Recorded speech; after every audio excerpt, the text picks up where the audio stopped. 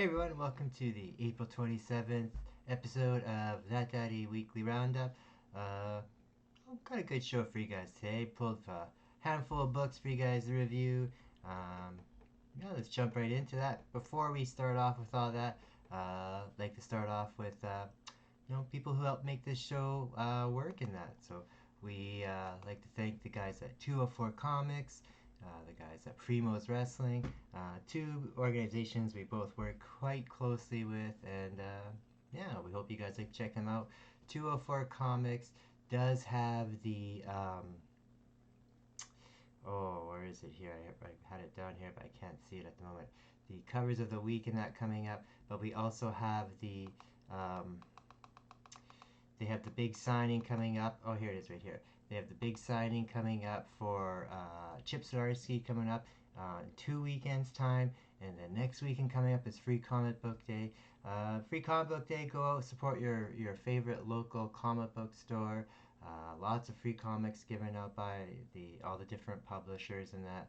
It's got to be something for somebody.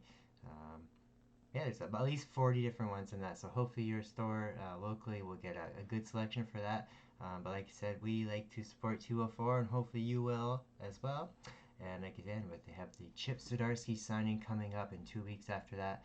FOC for the 204 this week is the 24th of May for the DC and Indie, and then the May 31st for the Marvel book. So I'll be putting on FOC for that later on today. Hope maybe tomorrow morning even, we'll see.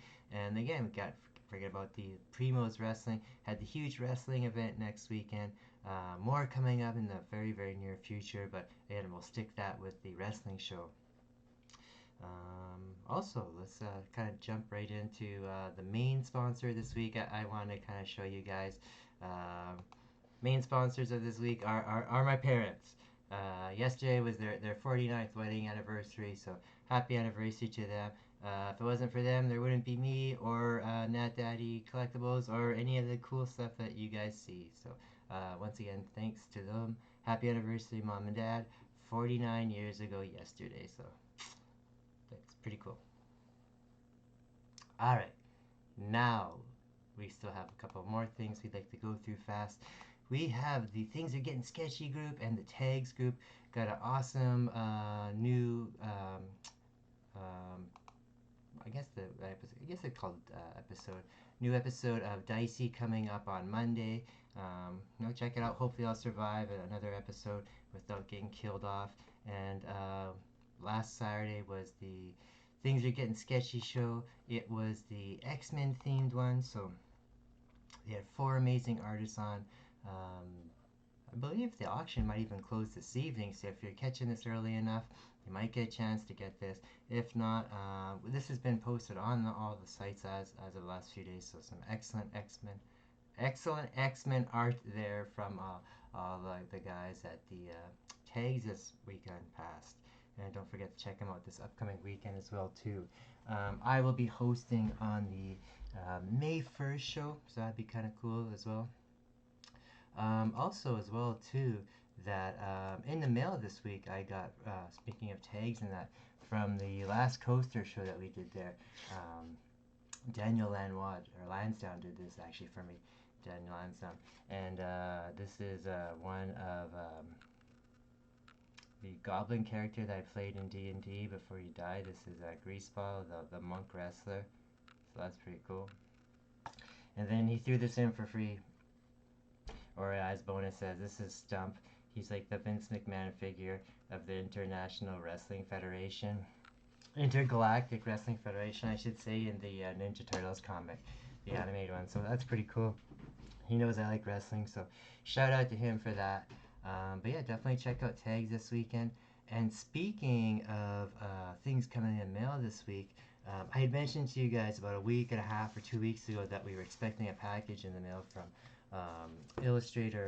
comic book illustrator Andrea Mutti, because we sent him some stuff a long time ago and just had kind of forgotten about. So he was gonna, he said, "Oh yeah, I'll send it right back." So I got it back in the mail earlier this week, and like I said, Andrea Mutti is one of my favorite artists out there right now because he does these watercolor paintings and that. So signed the inside of the book there. And for one of my favorite characters of his is Maniac Harry from the Maniac of New York series.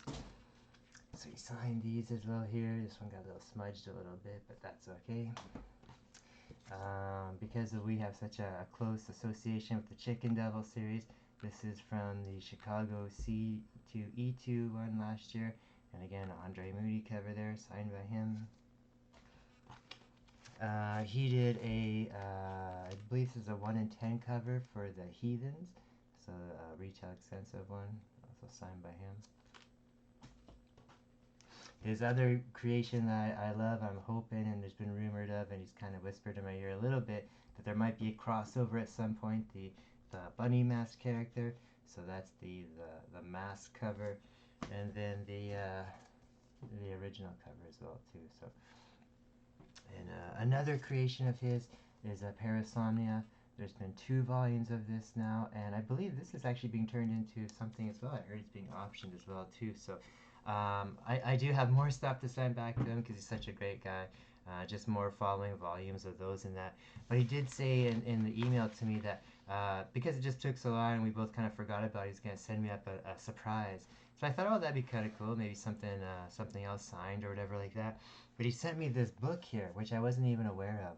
So this is actually a novel that he did illustrations for too.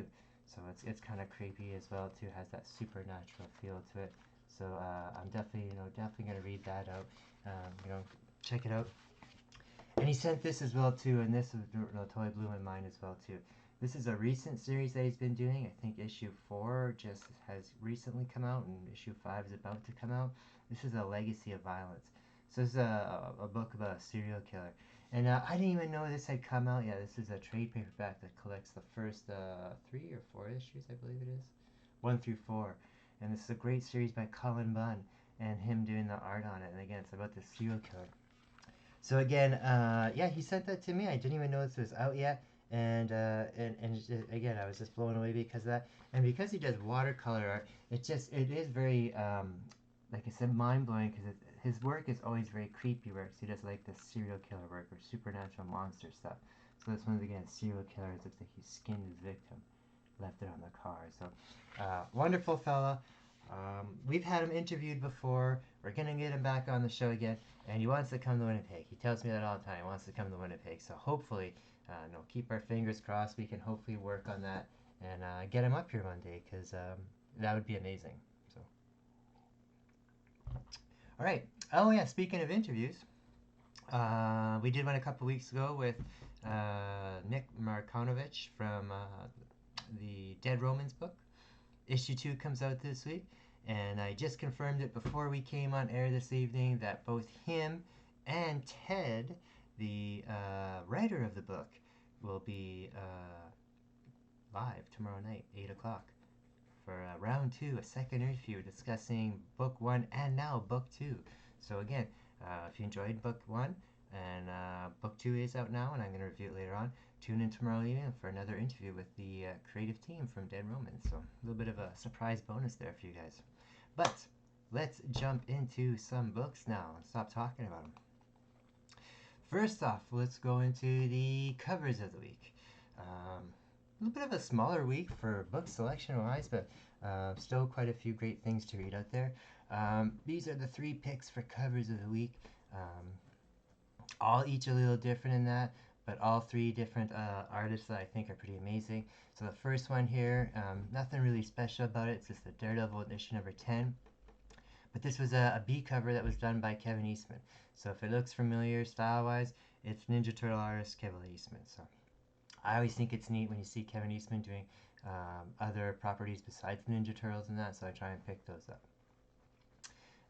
In the middle, wasn't going to put this one up originally because it just wasn't, I didn't think it wasn't that awesome, but it kind of keeps growing on me the more I see it. I'm a huge Jenny Frison fan, and this is Harley Quinn 39, and it is, Harley Quinn is a kind of world's best teacher type of thing, so a great Jenny Frison cover.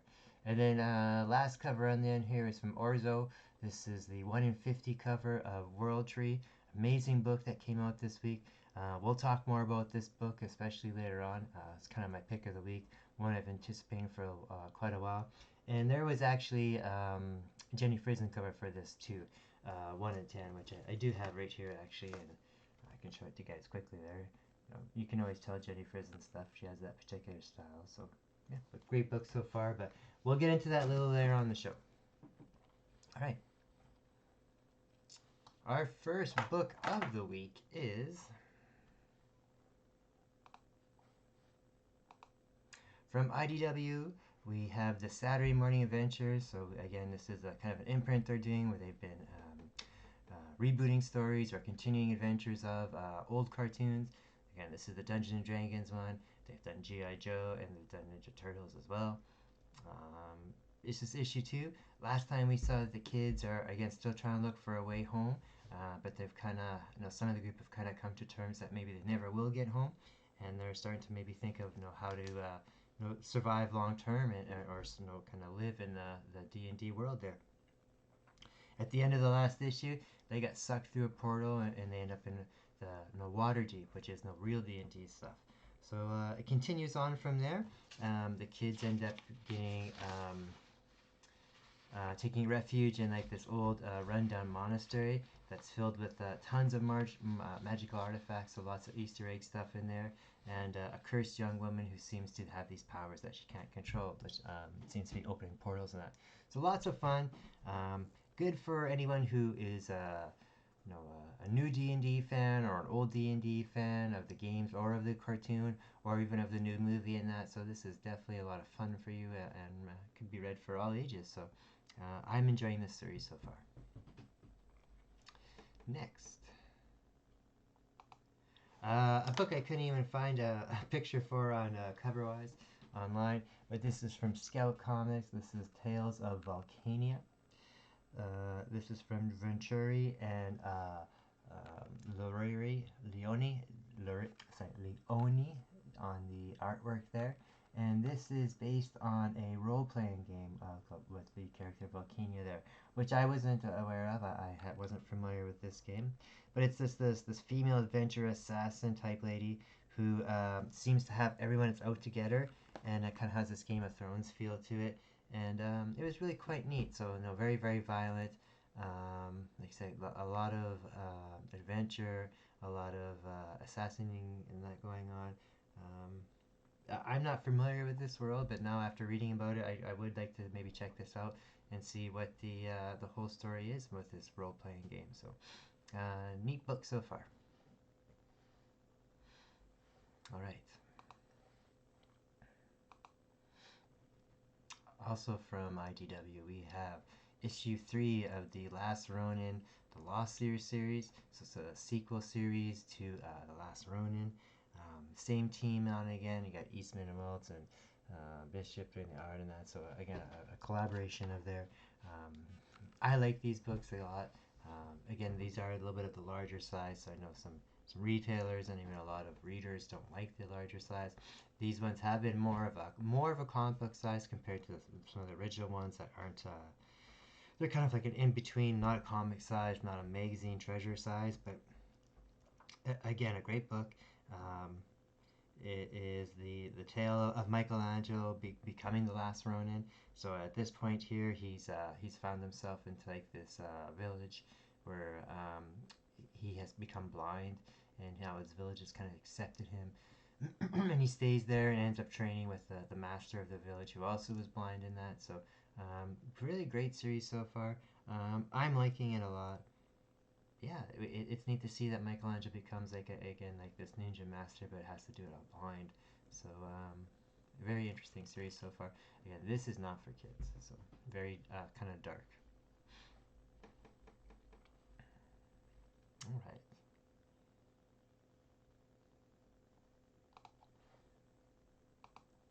From Blood Moon Comics, we have Usher of the Dead. Again, a very dark series, not meant for kids at all. We have Rommel and Ortega on the art here. This is about the Sariel. He's the angel of death, and he ushers people over into the death side once they die, and he ends up focusing on this one guy you see on the cover there. He's a serial killer. And this one serial killer, he ends up kidnapping this girl and murdering her, and the angel of death there does not he can't interfere in per se like the kind of like the watcher can't interfere when he sees stuff, but it doesn't mean he can't make the guy's life hard. So he allows the ghost of the murdered victim to kind of haunt this guy, to drive him crazy, insane, and that until he kills himself. And the whole time there, he's kind of haunting him and that too. So very very creepy. Kind of has like that Candyman feel to it, where no matter where he looks and sees, he sees the ghost and he sees this angel and that and tormenting him, but nobody else does. Which he very well does deserve because he murdered this girl. Great. I enjoyed the artwork. Again, you can tell it's very independent. Almost feels a little rushed. I think maybe that um, it was maybe a bigger project than they expected, but enjoyable.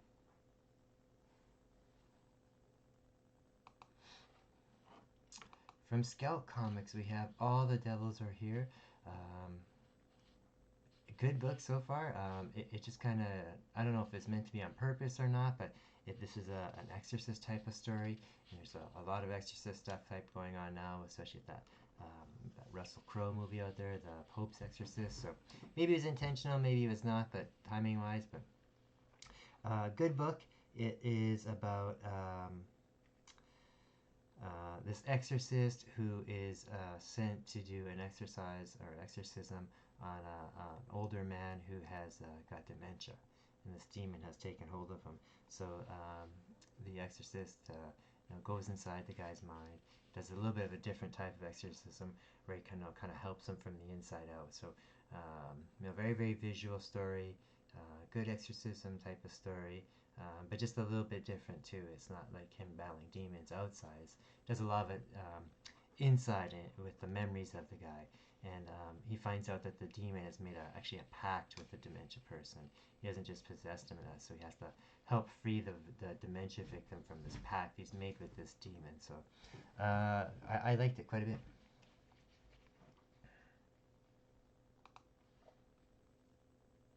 From Image, the first one of six kind of independent one shots, all kind of tied together, all about the history of jazz. And this is the Deep Cuts one. I like this one quite a bit actually. It's has amazing art in here. Higgins and Clark doing the writing, and then you got Bayreuth doing the art. So I really like the art in here, just like the cover you see there. So a lot of color, a lot of fine detail and line work in that. It's 1917 in New Orleans, and you have a young man there who's trying to get into the music scene or join the band with his clarinet.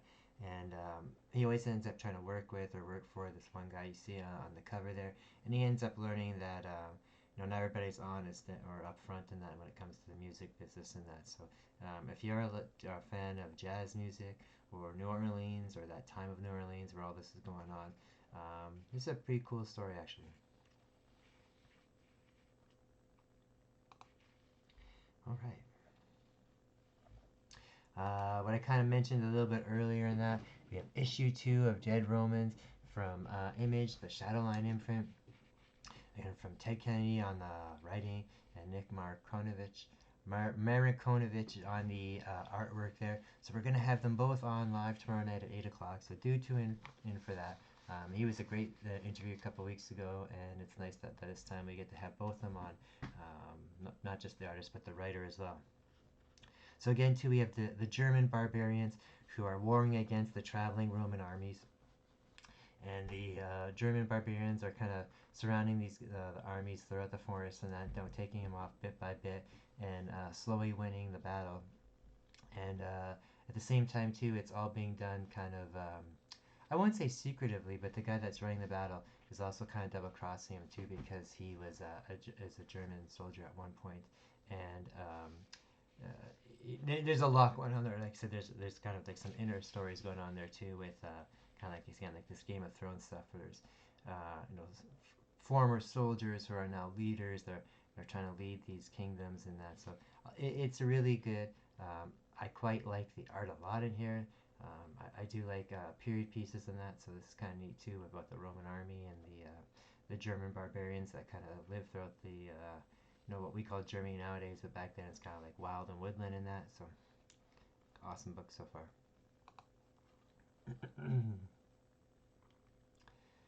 From CX, we have Joseph Schmelke's 7 Years in Darkness, and he does both the art and the story on here. I'm familiar with Joseph Schmelke's work because he does, I don't know if he still is or not, but he was part of the um, Black Caravan with Scout Comics and that. So um, maybe he's not with them or not anymore. I'm not too sure, but he was part of their horror imprint. But so this is pretty cool here. You kind of have a story here. It's to me, it almost felt like a Harry Potter type setting, but super, super dark and evil.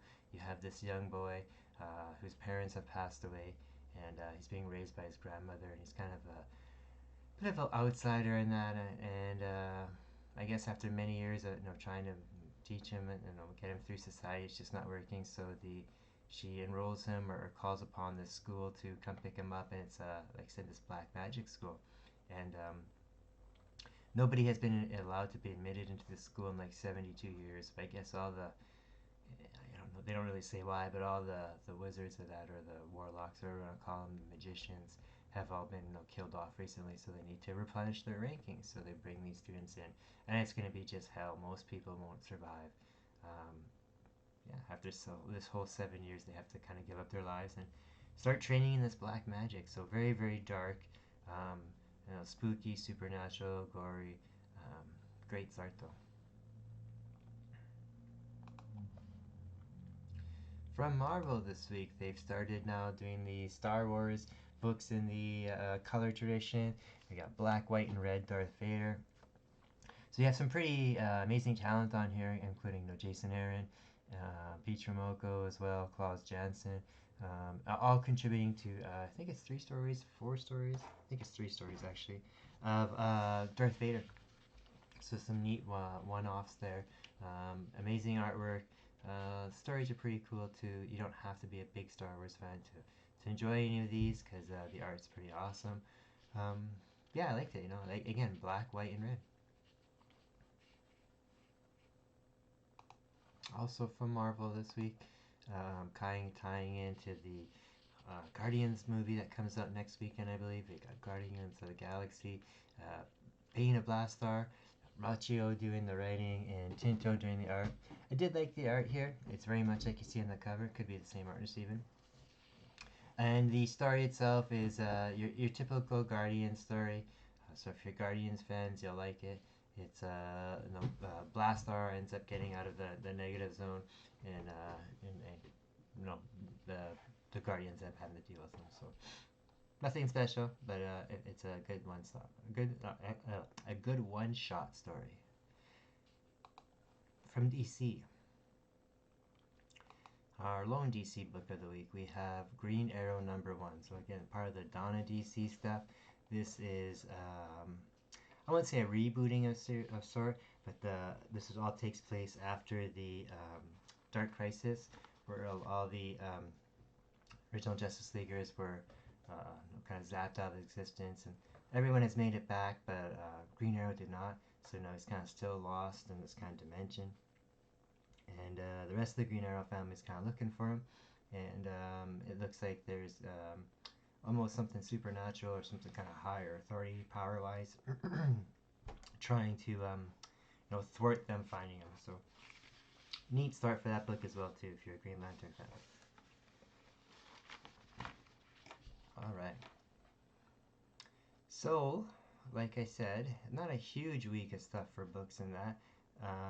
But I did really, really like this one book, which I have been waiting for quite a while. It got pushed back a couple of times, not because of no writing or art issues, but because of printing issues. So when it was originally supposed to come out 2 weeks ago, they printed it, sent it out, and then before it got released, they had to recall it because it was too dark. they said you couldn't see anything at the bottom there, and this cover, which is cover A, and then the issue 1 in 25, I believe it was, also got recalled as well. So they had to wait for 2 weeks to the 26th here to come out, and no, and now they did, and it was well worth the wait. So this is World Tree from Tinian and Blanco doing the art here. Um, Great story so far. Super enjoyed it. Like I said, it was worth the wait. Bit of a weird story. It seems like it starts off kind of in 1999. And you got these group of teenagers, no, later teenagers, like 18 or 19 type of thing. And they've, I guess they're fooling around with the internet and that, and they find their way onto the, I think they call it the undernet, which is kind of like an architect type system to the internet, almost like the dark web. And they find something horrible on there, and I guess they manage to trap it on there or keep it on there type of thing. Well, now it's many, many years later, it's present time, and I guess this entity, or whatever you want to call it, has been set loose or escaped somehow, and now is traveling through the internet. And it's kind of like this demonic or monster type thing that it takes over people or possesses people that sees it on the internet, and causes to have like these horrible serial killer incidences when they're happening. So very, very dark and disturbing so far in that, and almost has that Stephen King It feel, or not, that original group that dealt with them back in the past is now kind of getting back together, even though they haven't spoken to each other or dealt with each other ever since that incident, and to deal with this again. So kind of like a digital lawnmower man kind of meets it type of thing, if you want to have to label it. But great start so far. Tinian's one of my favorite writers ever, because he's just so creepy and weird in that. Um, it was well worth the couple week wait that we had to wait because of the printing issues and that. But like I said, good book so far. Hope to see you guys again on the weekend for the tag show, and also on Monday night for the dicey stuff. I did know, like I said, we showed you all the everybody else's the sponsor stuff. Don't forget to not daddy, throw a little love our way if you want as well too. We got our exclusives up as well here. Also support us if you can, and follow us on the YouTube and Facebook, Instagram, and Spotify. Especially on YouTube, we need to get those YouTube subscriptions higher so we can go live on there for you guys as well too. Much like we did for when we went live with the wrestling event. So yeah, hopefully you guys will subscribe on YouTube and that. Also, hopefully in the next few days, we'll have something to announce for that new book that we've been hinting about the last little while. If not, we will see you guys all next week. Have a good one.